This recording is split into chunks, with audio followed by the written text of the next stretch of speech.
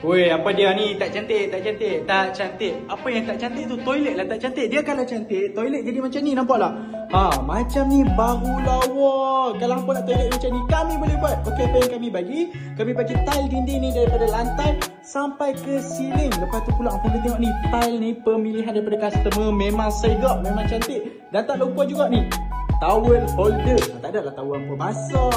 Untuk shower yang ni, owner pilih, owner tambah. Kalau hampa nak tambah pun boleh, tak ada masalah. Lagi kemas pun boleh, tak ada masalah. Kemudian kami bagi ni box in dekat hampa. Boleh letak shampoo, sabun, pokok nak hair, ikut suka hati. Lepas tu kami bagi ni toilet ni. Ni toilet kami bagi. Tempat wuduk pun kami bagi. Nampak? Kemas. Dan yang paling penting, sinki berkabinet, owner tambah. Nampak? Ni dah sinki berkabinet dia. Dan juga cermin muka berkabinet. Bukan dekat luar cermin, dalam pun ada cermin sekali. Dan yang bestnya pasal bahagian pintu ni, kami bagi pintu bifold dekat hampa, brand Vitali dan juga brand Onitech.